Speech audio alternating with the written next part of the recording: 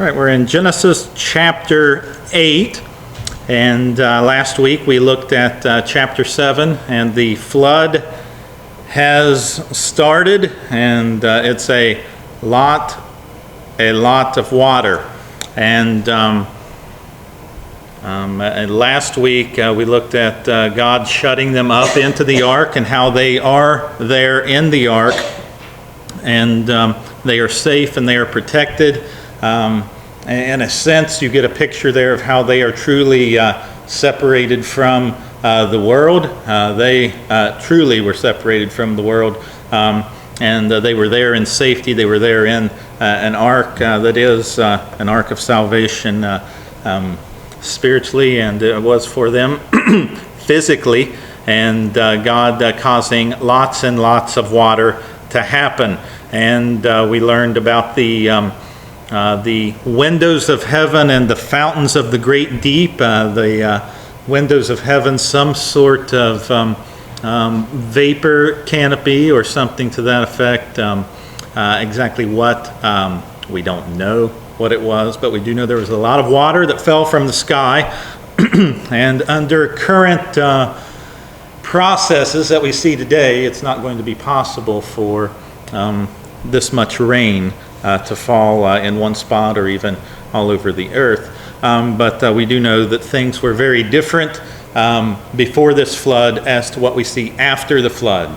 And things were very, very different. We see the fountains of the deep, and most would believe that to be where plate action was happening deep in the ocean floor. In fact, if you look at the Pacific Ocean ridge, you'll see exactly that, a ridge far underneath the water where they likely were opened up. And of course, we also get the idea, we looked at how they could not have expressed in any more vivid terms or concept of a worldwide flood wanted to get across. If they were trying to get across the idea of a local flood, they did a really poor job of using terminology, as they talked about every high hill being covered and everything of this and of that. And of course, some will argue, even many within the church would argue for local flood idea, and they would argue for that, but it presents its own set of problems, not the least of which the phrases that we find in chapter 7 dealing with all, over and over and over again. We find that. And also it makes God out to be a liar, which is never a good thing when we are interpreting Scripture, when it turns out to make God a liar, because that would make lots of other local floods where God stated that he would not do it again. Let's look at chapter 8. God remembered Noah and every living thing and all the cattle that was with him in the ark, and God made a wind to pass over the earth, and the waters assuaged. The fountains also of the deep and the windows of heaven were stopped, and rain from heaven was restrained. And the waters returned from off the earth continually after the end of the 150 days of waters were abated. So there's the first three verses there in Genesis chapter 8. God remembered Noah, and it's not like he forgot him in any sense, but he decided to speak to him again. It's not that he was there in heaven and he suddenly just forgot what had happened there, but sort of a Hebraic way of stating that he's dealing again here, and the time has come to go to our next step. But he remembers Noah and every living thing, and all of the, it says cattle with him in the ark, and everything else, no doubt, that was with him in the ark. He makes a wind to pass over the earth, and the waters assuaged or depart. They lessen. The fountains of the deep and the windows of heaven, which we just hinted at briefly, rain from heaven was restrained. So the water is stopping. Winds, some could say that this wind wind and spirit are the same thing, so it would be supernaturally the Spirit of God, is just as he was moving upon the waters in chapter 1, he is moving here to cause them to lessen. That's certainly possible. It's just as possible that God actually caused a wind to pass over and to stop the system from doing whatever it was doing at this time.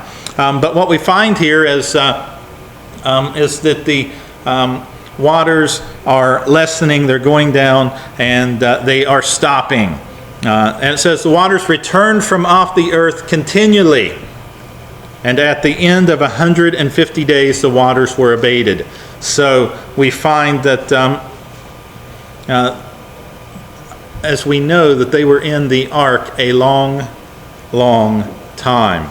And it would be a really long time to spend in a boat for a local or regional flood, on top of the idea that it's quite a lot of work to go to instead of just moving somewhere if it's just a regional flood. But the waters returned from off the earth, and we know that Psalm 104 also speaks to this flood. If it doesn't speak to this flood, it greatly hints at it, more so than you could possibly imagine. Psalm 104, God speaking here, who laid the foundation of the earth that it should not be removed forever? Thou coverest it with the deep as with a garment. The waters stood above the mountains. Now, where does it speak of that occurring, where waters stand above mountains? And that's in Genesis 7:19. It says the whole above the hills and the whole heaven were covered. So that's in Psalm 104, verse 6. At thy rebuke they fled. They fled. Verse 7 of Psalm 104. And what do we find happening here? Exactly that in verse 3, that they're going away. They are fleeing. They are abating. They are coming off the earth. And in the voice of thy thunder they hasted. Verse 8 tells us, which we don't really get into until a couple more verses here, but they go up by the mountains, they go down by the valleys until the place where thou hast founded for them. So they go down until the tops of the mountains were seen there. And but one thing that tells us is, where did the waters from the flood go? And what the scripture seems to be telling us is they're right here. They're right here amongst us. And with the rising of the hills and the sinking of the valleys, and that's exactly what we find here in Psalm 104, and that's exactly what we find, and verse 9 also goes with that in Psalm 104. Thou hast set a bound that they may not pass over, so God's telling them to stop right there, that they turn not again to cover the earth. And we of course know that's exactly what God says at the end here, coming up, dealing with Noah. He says it's never going to happen again. Again, local flood cannot deal with those. We can't take God seriously if we are going to deal with local flood theories. God's not really serious when he says they won't cover the earth again. He's, it's just, he sort of means that, but he means, maybe he's just speaking to Noah or something there, but it doesn't really mean that. Local flood has immense problems for people to deal with. And the same thing we also find in Isaiah 54, verse 9. 54:9. This as the waters of Noah unto me. For as I have sworn that the waters of Noah should no more go over the earth, so have I sworn that I would not be wroth with thee, nor rebuke thee. So again, dealing with the waters of Noah there, and that the waters of Noah, which are right here, should no longer evermore go over the whole earth. They're right here. So that is where the waters have went to. With the mountains and the valleys, they are running off right here.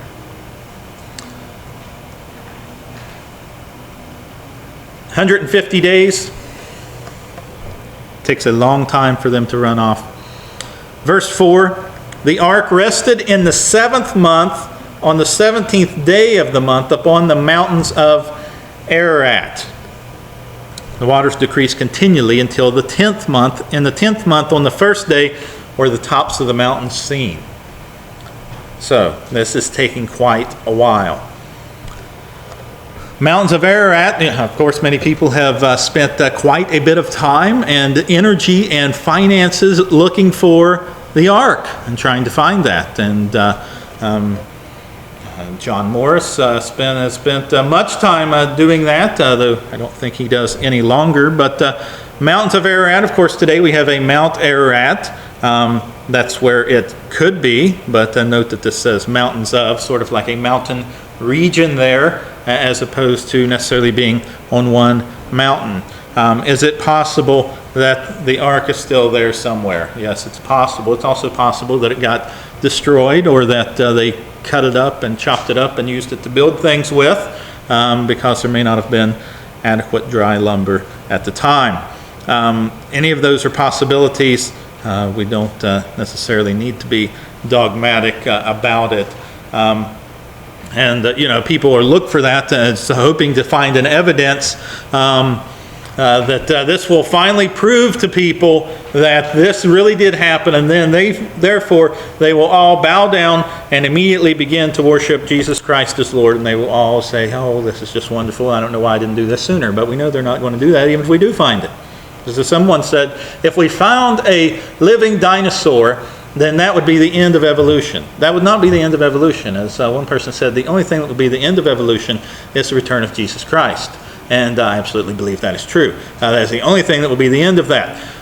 We know that evidence is not enough for people to become believers. We know that people saw a resurrected Jesus, risen Lord, walking around and rejected him. We know that from Matthew chapter 28, verse 15, 16, 17. Right in that region it says some doubted as they saw him. Some doubted. And, evidence is not enough. Evidence is not enough. It hasn't been, and it won't be. So if we found the ark, yeah, that would be great. That would be wonderful. It would not turn everyone suddenly into a believer, though. But it would be interesting, no doubt. But it would not turn everyone into a believer. No piece of evidence would do that. Nothing would. There will always be scoffers. There will always be mockers. In fact, they will increase, it tells us, in the last days. If we be there, which many would believe that we are there, it says those things will increase. As Paul and Peter write about the last days, they tell us it's not a pretty picture there. But it would be interesting. It would be great if they found it, but it may not even be there. The mountains of Ararat, a region or a section there of mountains that it rested upon. The waters decrease continually, so they're continually going down to the 10th month, and the first day of the month, tops of the mountain seen.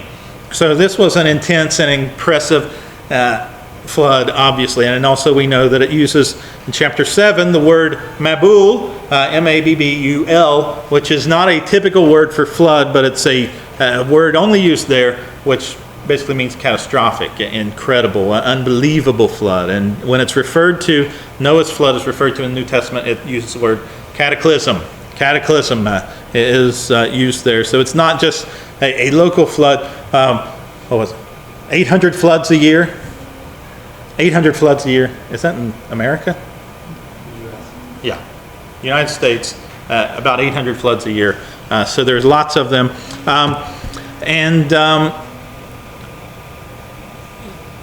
Obviously, that also goes against the regional flood theory there. But the floods are coming down, an incredible, unbelievable event that has happened here.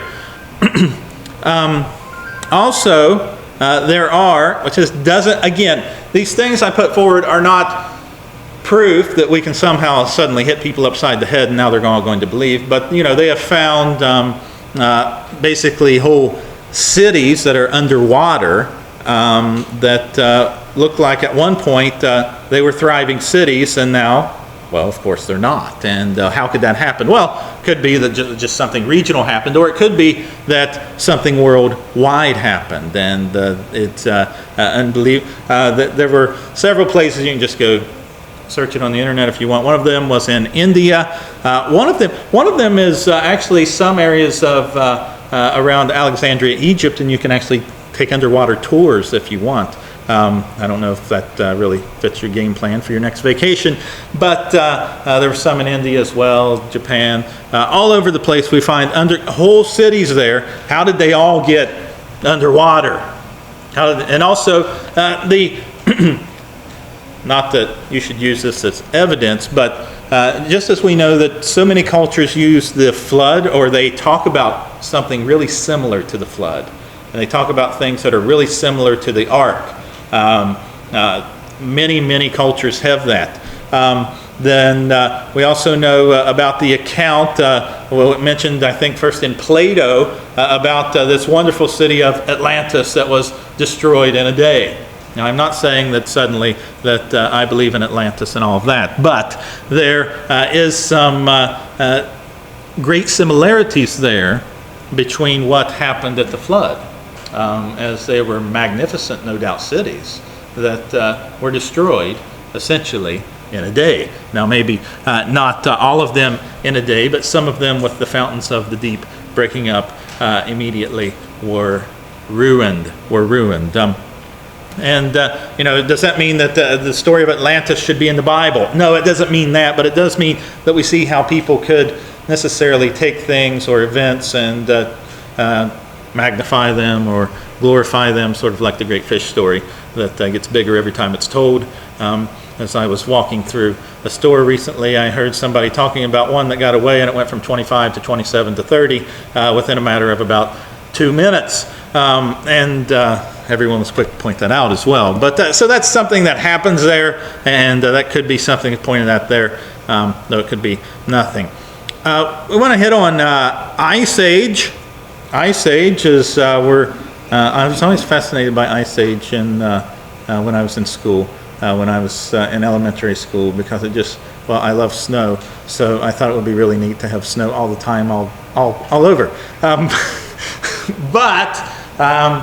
And of course, we're told, if you go look it up, you'll find that there are reported to be about 5 major ice ages. The problem is that most uniformitarian or evolutionary systems cannot account for how they happened or how they stopped. Usually it's just like today.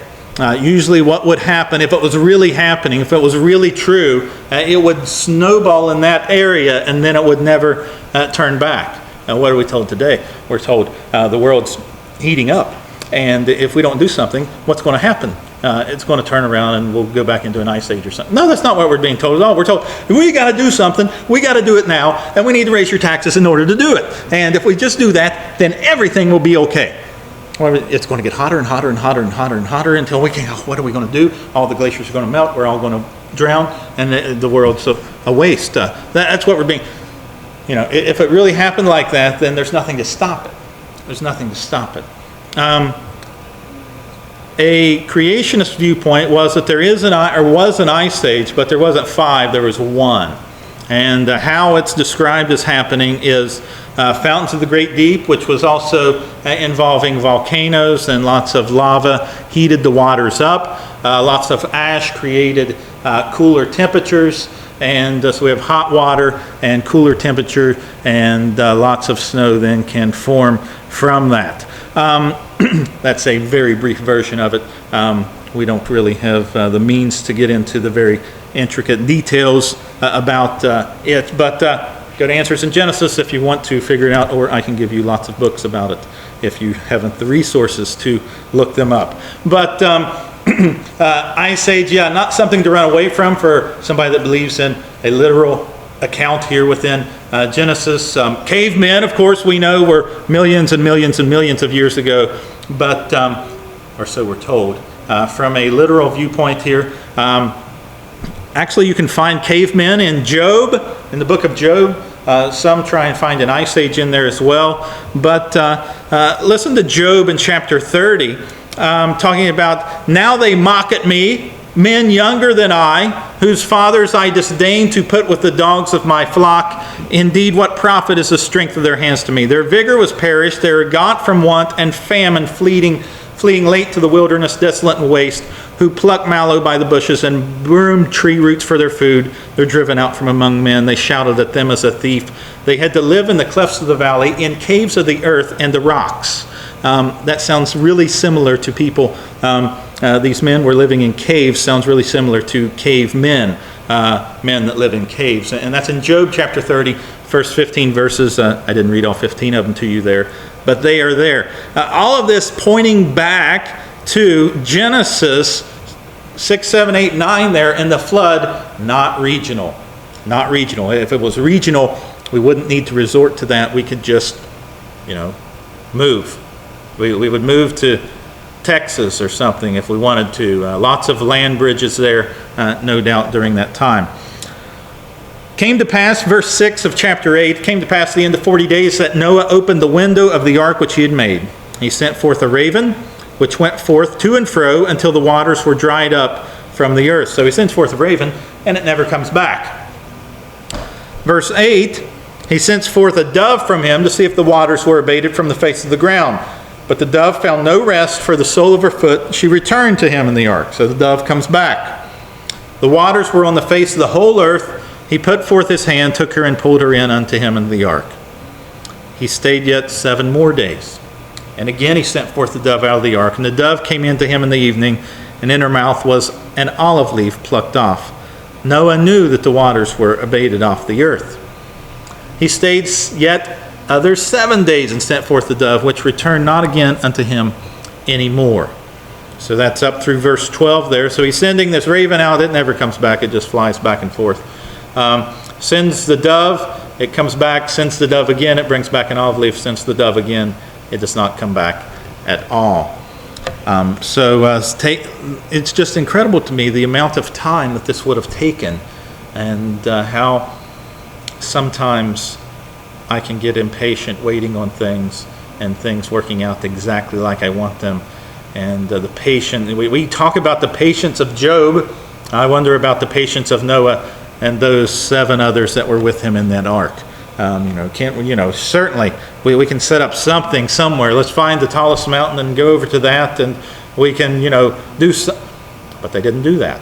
They didn't do that. I would be in a rush to try and find a way to get off of there, but they didn't do that. And they understood that God had called them onto there and said, come into the ark.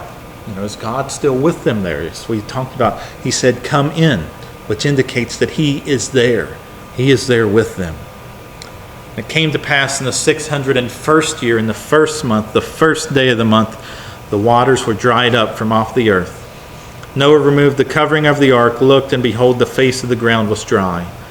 And in the 2nd month, on the 7th and 20th day of the month, was the earth dried.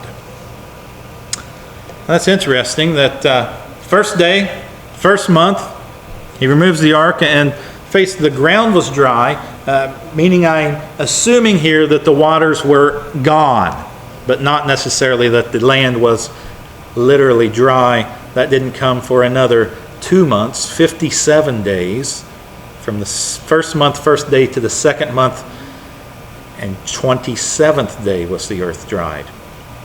But they're still there. They didn't move.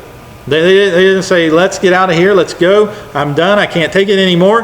That's often how I picture them, being cooped up in that boat in a 500-foot square spot, not square, but 500 by 85 or whatever happened to be there, looking at the dimensions of the ark. They still didn't go. Well, what happens? Verse 15, God spake unto Noah, saying, in verse 16, go forth of the ark, thou and thy wife, thy sons' wives with thee. Bring forth every living thing that is with thee of all flesh, both of fowl, of cattle, and of every creeping thing that creepeth upon the earth, that they may breed abundantly in the earth, and be fruitful and multiply upon the earth. And Noah went forth, and his sons, his wife, his sons' wives with him. Every beast, every creeping thing, and every fowl, and whatsoever creepeth upon the earth after their kinds went forth out of the ark. So they didn't move until they were physically, literally told, leave. You can leave now. Now, originally, God had said, come in, and now he's telling them to get off. Is God contradicting himself here? Well, is God not sure what he... God had a time for them to come in, to be protected, to be nurtured there, and now he has a time for them to go out. And the same is true within our own, very own spiritual walk. As Christ says, come unto me, all you who are heavy laden, who are laboring, heavy laden, come unto me, I'll give you rest. We do come to Christ. We do rest. We do come in. But yet he also tells us to what? Well, he tells us to go out. He tells that at the end of the Gospels. Says go. Tells that in Acts 1. Go tell. So it's not just coming in and staying and being in one spot all the time. But there's a time for that. And there's a time for going out. And their time for going out is now. And bring everything that is with thee. Everything of all flesh. Again, they could, if this was regional or local or just some things, they could have used better phrasing and terminology, to say the least. But if it's worldwide, they were excellent in their writing here. Bring forth thee every living thing that is with thee, of all flesh, both of fowl and of cattle, and of every creeping thing, that they may breed abundantly on the earth, be fruitful, and multiply upon the earth. So, and we might think that would take quite a long time for these animals to breed upon the earth, to get herds developed and things of that sort. Indeed, it may have. But as I was listening today, and I read and heard about at the volcano eruption at Mount St. Helens, and was that 1980? Was that 1980? 1980. And of course, everything's destroyed. The fish are destroyed from Spirit Lake. The animals are destroyed. There's no elk. There's nothing. Everything's destroyed. And then the animals come in. And typically, lots of the animals would have one, like an elk would have one calf a year. But immediately after that occurred, they were having twins and triplets immediately after that. And so what happened? Well, immediately, or not immediately, but very quickly, the animals and the herds were built up and it's amazing how they have that built into them, or that God would allow that to happen when needed. It's almost like would be turned on and off as needed to when horrible events like that happen. And did something like that happen here? It's possible. Do we know it for sure? Should we use that as the main point of our presentation to get people to believe? Probably not, but it is something to maybe mention in passing. But then for others, we know that likely that didn't happen. We know that we find that no doubt dinosaurs came off the ark, but they are not here today, at least that we know of. So what happened? Well, clearly they didn't breed as quickly, or didn't find the habitat of the changed world to their liking. What's Noah do next? Well, he builds an altar in verse 20. Noah built an altar in the Lord, took every clean beast, every clean fowl, and offered burnt offerings on the altar. And the Lord smelled a sweet savor, and the Lord said in his heart, I will not again curse the ground any more for man's sake, for the imagination of man's heart is evil from his youth. Neither will I again smite any more every living thing as I have done, while the earth remaineth. Seed time and harvest, and cold and heat, and summer and winter, and day and night shall not cease. So immediately they get off the ark, and what's the first thing they're doing? Well, the first thing they're doing is essentially worshiping God. They're worshiping, building an altar, and offered every clean beast. And again, I believe that these clean beasts are the same ones that are described as clean in a couple of books later, in Exodus and Leviticus and Numbers and Deuteronomy. I think they're the same ones that were offered. I think that we can clearly find sacrifice before this. With Cain and Abel, at the very least, we find sacrifice there. And I think that they were told of God, and told of Adam, who was told of God, exactly what God desired. And something to think about there, we know he took more of the clean animals on, and he took more of them on, no doubt specifically for this purpose, but it could also have entered his mind that maybe, things are pretty desolate around here. there's not a whole lot happening. So he could have easily have said, maybe I should just keep all these for right now, hold on to them, then we can breed them even quicker, and then maybe later we'll offer double sacrifices. He could have said that in his heart. I'm not saying that he did, but it might be something that might have run through my mind, that if I've only got 7 of something, and God suddenly wants me to offer some of it up to him, I mean, that's quite a leap of faith to offer 1/7 of everything you have.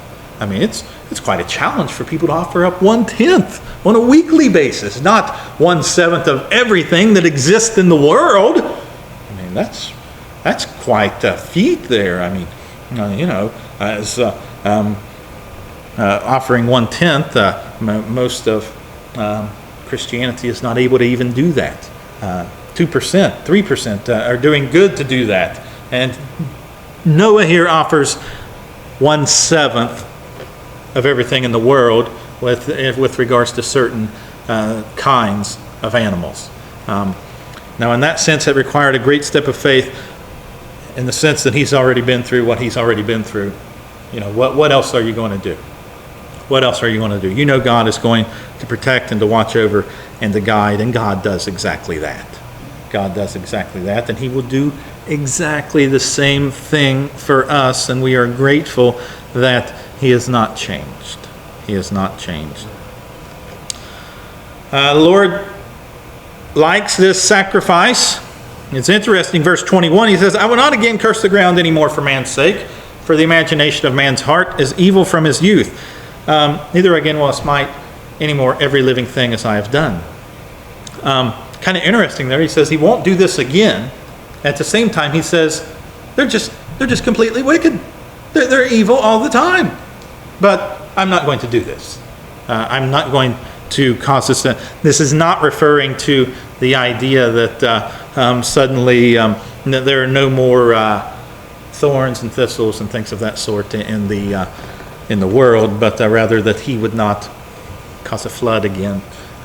Showing the mercy and the grace that God has there. Now again, it's not a great universal verse that the Apostle Paul has written that people like to quote all over the world constantly. You're not saved by works, you're saved by grace, and Ephesians 2:8-9. It's not verses like that, but we can, if we really look at that, we can see the grace, the mercy, the love of God there. He says, I will not again do this, but his imagination is evil from his youth. And, so what should he logically do? Well, he should do it. He should do it essentially constantly. But he doesn't. He doesn't. And we are thankful for that. We are grateful for that. We wouldn't be here if it weren't for that. Verse 22, he tells us, while the earth remaineth, seed time and harvest, cold and heat, summer and winter, day and night shall not cease. He tells us that they will last forever. Forever. We know that he's referring to when we would plant in the spring, seed time, when we would harvest in the fall, cold in the winter, hot on June 20th of 2012. We know day and night that they shall never end, he says. We are being told that if we don't do something, we're just all going to burn up forever.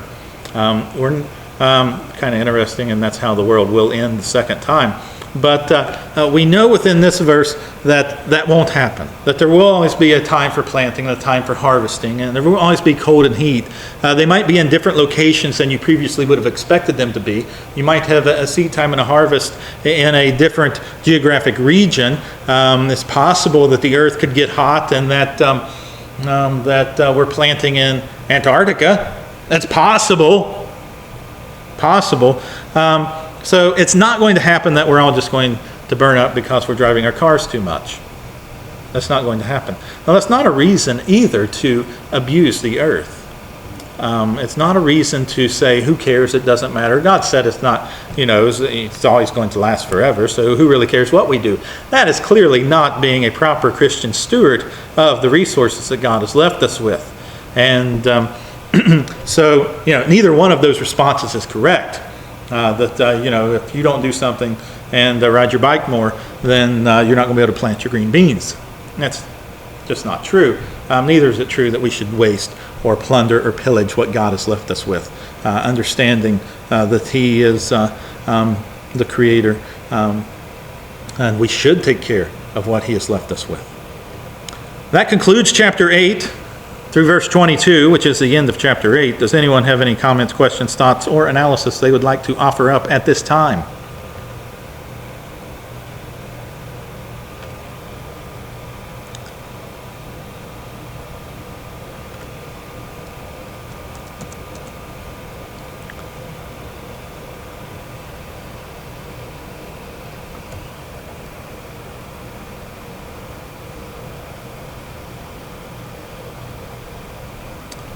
All right, well, let us close with a word of prayer.